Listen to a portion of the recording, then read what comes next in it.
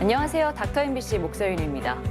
예전에는 흔히 중풍이라고 불렸던 질환, 현대의학에서는 뇌졸중이라고 하죠. 단일 질환으론 국내 사망률 1위에 손꼽히는 무서운 질환인데요. 오늘은 뇌졸중과 골든타임에 대해서 대자연병원 신경외과 원태현 과장과 함께 알아보는 시간 갖겠습니다. 노년에 찾아오는 질환으로 알려진 뇌졸중. 그러나 최근에는 사회생활이 활발한 30, 40대에서도 흔히 발생하면서 관심이 더욱 높아지고 있습니다. 뇌졸중 치료에 있어 가장 중요한 것은 무엇일까요? 뇌졸중과 골든타임에 대해 신경외과 전문의 원태현 과장과 함께 자세히 알아봅니다. 네, 과장님 안녕하세요. 네, 안녕하세요. 네, 먼저 뇌졸중이 어떤 질병인지 설명 부탁드립니다. 우리 몸의 어떤 장기든 혈관을 통해서 영양분이나 산소가 공급돼야지만 기능 유지가 되고 살 수 있거든요. 네. 근데 뇌는 특히나 더 민감한 부분입니다. 그래서 이런 혈관이 망가졌을 때, 혈관이 터지거나 혈관이 막혀서 그런 산소 공급이 이루어지지 않았을 때 뇌세포가 손상되게 되고 그로 인해서 나타나는 증상들을 모두 아우르는 말입니다. 그래서 뇌혈관이 터지는 경우에는 뇌출혈이라고 부르고요. 뇌혈관이 막히는 경우에는 뇌경색이라고 부르고 있습니다. 네, 보니까 이제 뇌졸중이 뇌경색 그리고 뇌출혈로 나뉘는 거잖아요. 그렇죠. 이 두 가지 질환을 통틀어서 뇌졸중이라고 부르는 이유가 있나요? 지금 정확하게 말씀하셨는데요. 사실 둘이 완전 다르죠. 성격이 전혀 반대여서 치료 방법도 완전히 다릅니다. 네. 출혈 같은 경우에는 저희가 지혈하는 게 첫 번째 목적이고요. 경색 같은 경우에는 어떻게든 혈관을 뚫어줘서 다시 피가 통하도록 만들어줘야 되는 겁니다. 네. 그런데 이 두 병이 한 가지로 묶이게 된 이유는 시작이 같기 때문입니다. 증상이 같다는 얘기인데요. 저희가 뇌 세포가 망가지면서 나타나는 증상을 신경학적 증상이라고 부릅니다. 네. 그래서 그런 증상들이 두 병 모두에서 나타나고 처음 증상만 보고는 저희 같은 전문가들도 구분할 수가 없어요. 그래서 한 가지로 묶이게 된 것이죠.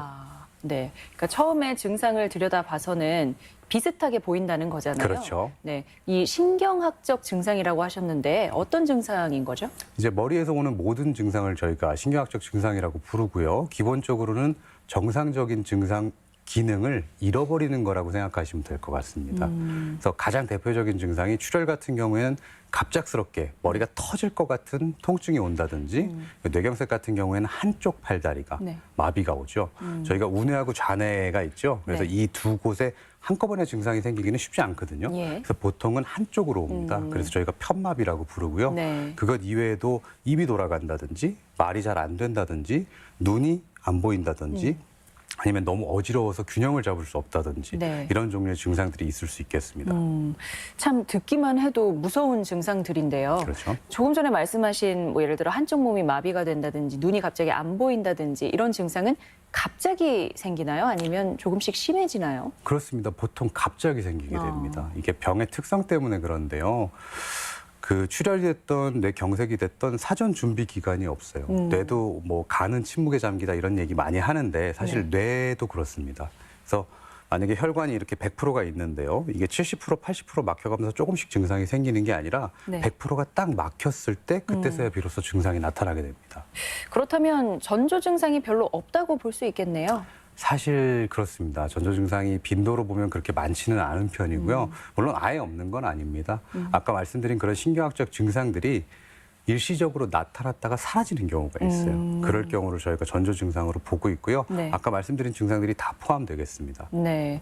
뭐 주변에서 들어보면 눈이 떨리다가 풍이 왔다, 뭐 손발이 저리다가 풍이 왔다, 뭐 이런 이야기도 들리거든요. 사실 저희한테 환자분들이 오셔서 응급실에서 제일 처음에 얘기하실 때는 아니 멀쩡하던 사람이 갑자기 왜 이러죠? 라고 말씀들을 많이 하세요. 네. 그때까지는 분명히 전조 증상이 없었다는 거죠. 네. 근데 환자분들이 치료를 받으면서 뭐 일주일, 열흘 시간이 지나면 본인들이 생각을 하세요. 내가 왜 그랬지? 네. 그러면 이제 그때부터 증상이 나오는 거예요. 뭐 머리가 내가 일주일 전부터 좀 어지러웠다든지 뭐 어디가 눈이 떨리는 일이 있었다든지 그러면 그게 전조 증상이 돼버립니다. 그리고 나서 실질적으로 나가서 이제 주변 분들한테 얘기를 하시죠. 내가 이러다가 풍이 와가지고 병원에 갔었다. 네. 그렇게 얘기를 하시지만 실제 전조 증상은 아닐 경우가 대부분 많고요. 아까 말씀드렸던 그런 갑작스러운 증상들 그런 것들이 전조 증상입니다. 결국은 전조 증상이 딱히 없다고 하니까 더 우리가 심각하게 받아들여야 할 필요성이 있는 것 같은데요. 그렇다면 미리 뇌졸중을 예측할 수 있는 무언가가 있을까요? 일반 분들이 사실 본인 증상으로 병을 이제 예측할 수 있다고 생각하시는 경우가 굉장히 많으세요.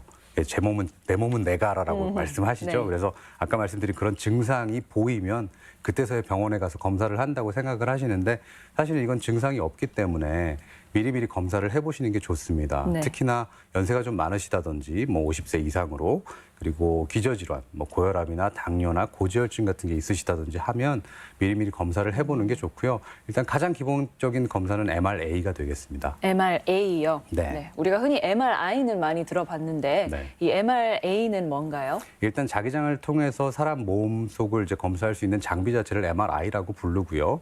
그 안에 있는 검사 내용에 따라서 혈관을 보면 엔지오그래프 MRA라고 부르고 기본적인 조직을 보면 저희가 MRI라고 부릅니다. 네, MRA를 꼭 실행을 해야 뇌혈관 질환 같은 경우에는 예측을 할 수가 있습니다. 네. 그럼 이 MRA는 혈관 속을 본다고 하셨잖아요. 네. 예, 뭐 어떤 방식으로 검사를 받게 되는 거죠? 뇌졸중 중에 이제 뇌출혈이죠. 그래서 그 중에도 지주막하 출혈이라는 병 같은 경우에는 혈관벽이 꽈리처럼 부풀어 있는 녀석이 터지면서 발생을 하는 거거든요. 네. 그래서 그 녀석이 터지기 전까지는 증상이 없습니다. 그래서 미리 검사를 해보면 그렇게 부풀어 있는 부분이 발견이 될 수 있고요. 또 한 가지는 뇌경색이 오기 전 단계, 뭐 70%, 80% 막히고 있을 때 그 협착이라고 부르는데 뇌혈관이 그렇게 좁아진 부분을 검사를 통해서 미리 볼 수 있는 거죠. 그럼 이런 MRA 검사는 얼마나 자주 받는 게 좋을까요? 명확하게 딱 나와 있는 건 없습니다. 뭐 그동안은 사실 비용적인 문제가 좀 있죠. MRI가 싼 검사는 아니었거든요. 예. 근데 다행히 이제 건강보험이 적용이 됐기 때문에 이전보다는 많이 좀 저렴하게 검사를 해볼 수 있고요. 일단은 50세 이상 되시면 기본적으로 한 번씩은 뭐 건강검진이나 이런 걸 통해서 해보시는 게 좋을 것 같고요. 만약에 그 기저질환들이 있으시다면 한 2, 3년에 한 번 정도는 해보실 수 있다면 좋겠지만 뭐 적극적으로 권유할 수 있을 정도는 아니고요. 네. 예. 그렇다면 이 뇌졸중 예방을 위해서 MRA 검사만 하면 뭐 그리고 그 검사를 통해서 별다른 문제가 없게 나왔다면 다른 검사는 할 필요가 없는 건가요? 문제가 없다면 뭐 굳이 다른 검사를 꼭 해야 될 필요는 없을 수는 있습니다. 하지만 MRI도 만능은 아니거든요. 그래서 모든 걸 다 알 수는 없습니다. 특히나 뭐 미세혈관이 망가져서 생기는 뇌경색이라든지 뇌출혈 같은 경우에는 100% 예측할 방법은 없습니다. 그래서 MRA 이외에도 상당히 다양한 장비들이 있거든요. 네네. 네, 경동맥 초음파라든지 뇌혈류 초음파라든지 뭐 핵의학 검사 중에 스펙트라는 검사들도 있고요. 그래서 이런 검사들을 종합적으로 봅니다. 저희가 병원 가면 검사만 굉장히 많이 한다고 얘기들 많이 하시잖아요. 네. 그럴 수밖에 없습니다. 한 가지 검사로 완벽하게 끝나는 게 아니라서요. 네. 그래서 거기서 만약에 문제가 있으면 그 다음 단계로 뭐 혈관 조영술이나 추가 검사가 진행되게 됩니다. 네. 뭐 검사를 통해서 미리 예방하는 방법을 알려주셨는데 사실 그 외에도 평소에 뭐 습관이나 관리가 굉장히 중요할 것 같거든요. 그렇죠. 네. 뇌졸중을 예방하는 특별한 방법, 뭐 예를 들면 음식이랄지, 네. 뭐 약이랄지 그런 것들도 있을까요? 많이들 원하시죠? 예. 사실 뭐 본인이 먹는 걸 통해서 굉장히 몸이 건강해지길 원하시고 저도 뭐 마찬가지긴 합니다만 사실은 뾰족한 방법은 없다고 보는 게 맞을 것 같습니다. 물론 이론적으로는 있습니다.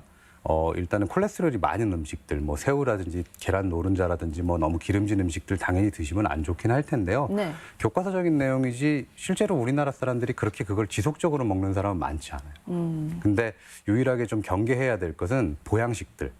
아, 보양식이요? 네, 뭐 오히려. 콩국이라든지 네. 뭐 장어 같은 거 끓여서 막 일주일 열흘씩 드시는 분들이 많죠. 네네. 그래서 그런 경우에는 콜레스테롤이 좀 과도하게 올라갈 수 있기 때문에 그거는 좀 피해 주시는 게 좋고요. 가장 중요한 건 먹는 것보다 평소에 질환 관리입니다. 네. 아까 제가 고혈압, 당뇨 얘기 계속 드렸는데요. 네. 사실 그 집 근처 가까운 병원에서도 얼마든지 저희가 조절을 받을 수 있는 내용이고요. 환자분들 보시면 본인 몸에 증상이 없으면 무시하시는 경우가 많아요. 그래서 저한테도 오셔가지고 뭐 혈압 있다 그래갖고 약 먹었는데 끊었는데 아무 느낌도 없더라. 네. 당뇨약 뭐 내가 안 먹어봤는데 아무 느낌도 없더라. 예. 당연한 겁니다. 그래서 그런 병들이 약을 안 먹는다고 해서 당장 몸에 영향을 끼치는 건 아니고요.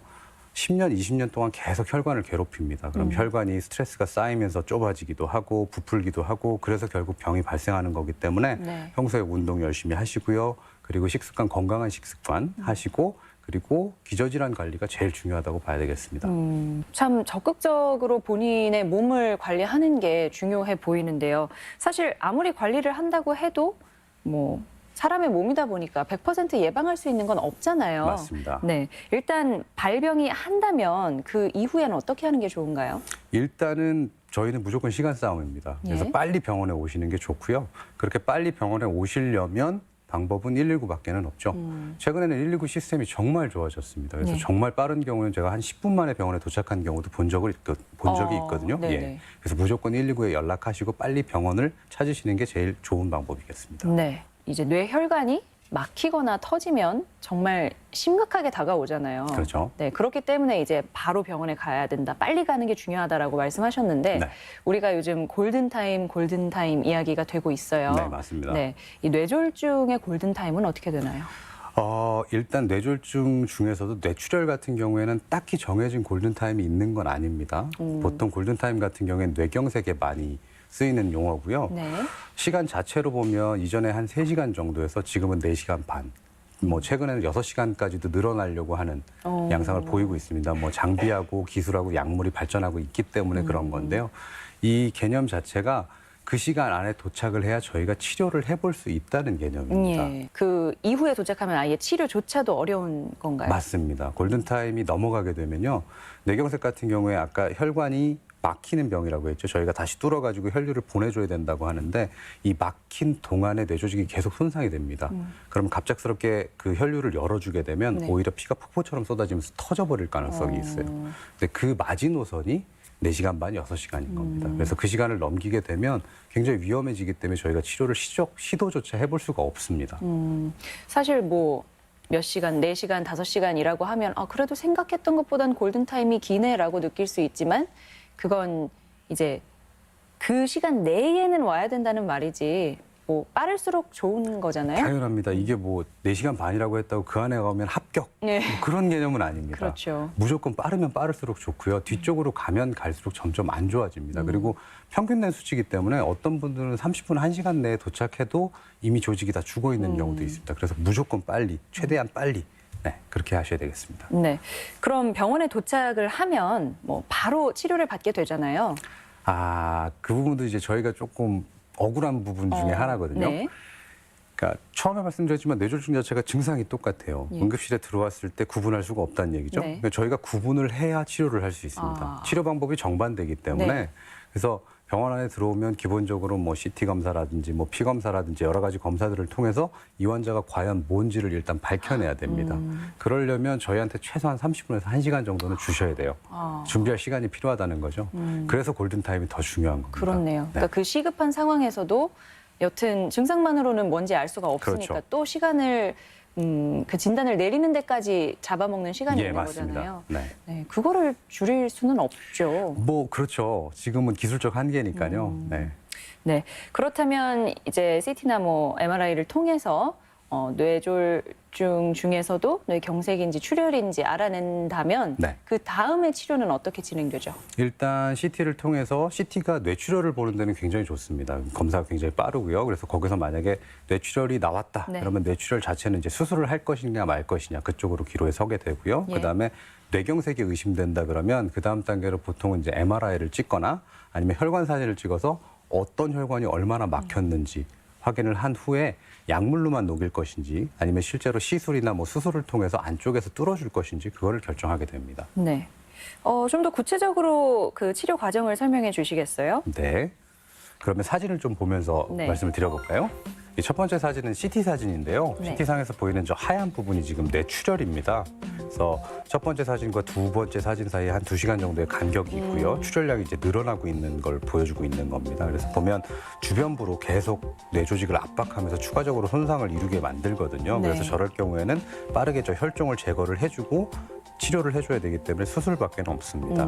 그래서 다음 사진은 이제 수술을 끝낸 사진이고요. 아까 보시면 이제 하얀 부분이 없어져서 주변 그러네요. 뇌조직이 눌리는 게 지금 풀려 있는 모습이죠. 그래서 이런 것이 뇌출혈의 치료법이고요.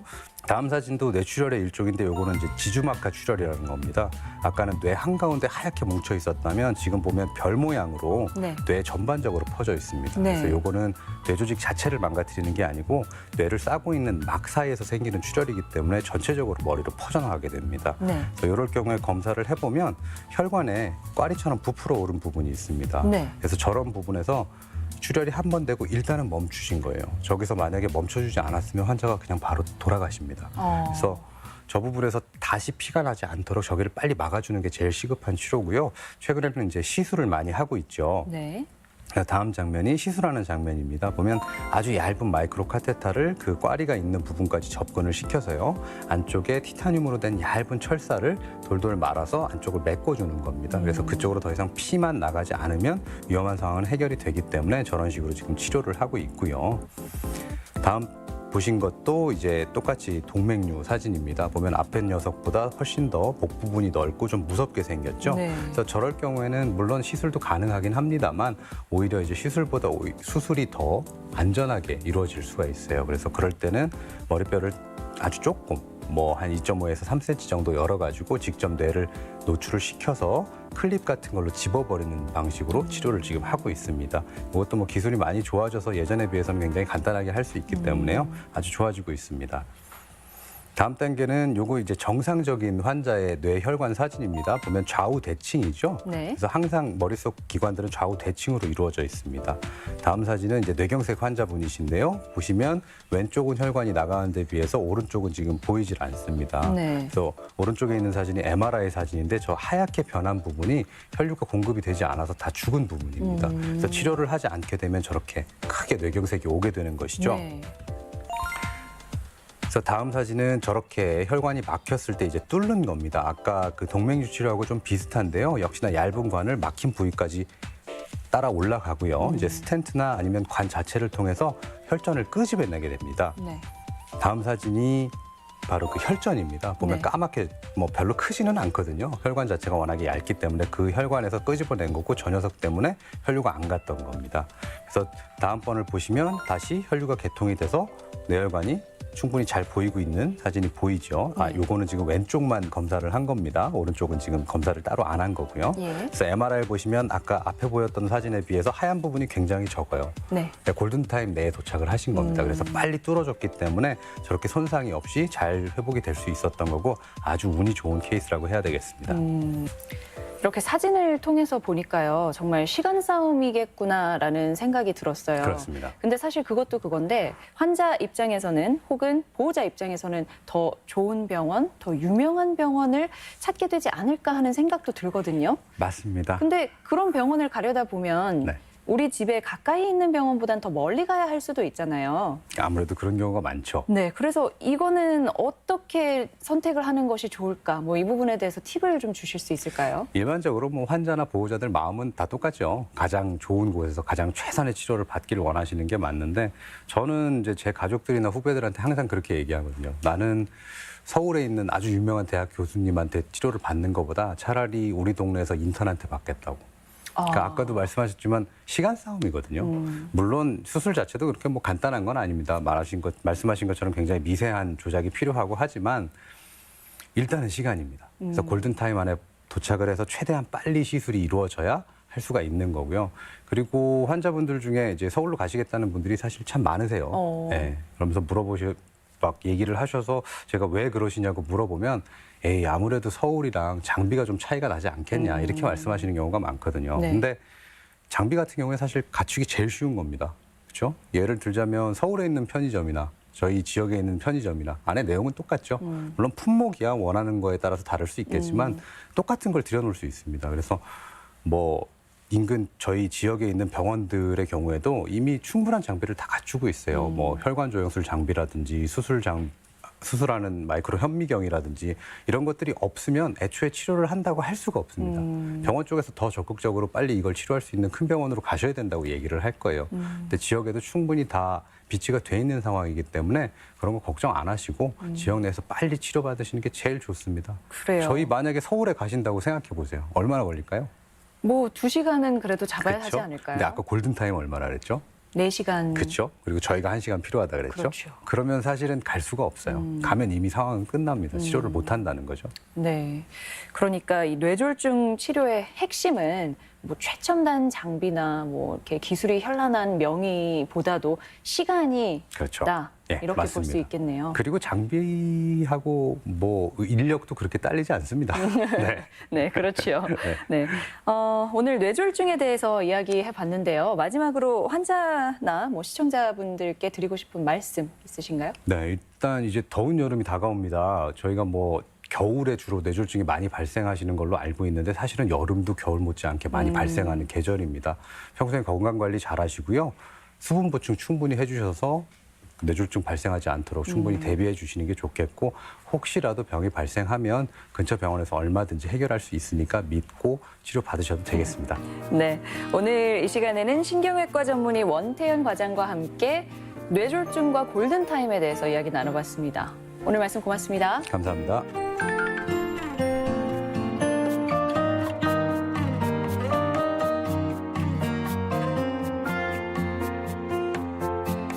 세계보건기구가 게임 중독을 질병으로 분류하기로 결정했다는 소식이 전해졌죠.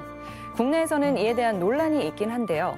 정신건강의학과 전문의들은 우울증이나 ADHD, 불안장애 같은 동반 질환이 없다면 자기 욕구를 스스로 제어하는 습관을 들이는 것만으로도 충분히 게임 중독을 예방하거나 치료할 수 있다고 이야기합니다. 게임을 얼마나 오래 하느냐보다 자신이 그만두고 싶을 때 그만둘 수 있느냐가 중요하다는 얘긴데요. 스스로 조절하기가 힘들다면 자신이 정한 게임 시간 뒤에는 독서나 운동 등 다른 활동으로 즐거움을 찾는 게 도움이 된다고 합니다. 저희가 준비한 소식은 여기까지입니다. 고맙습니다.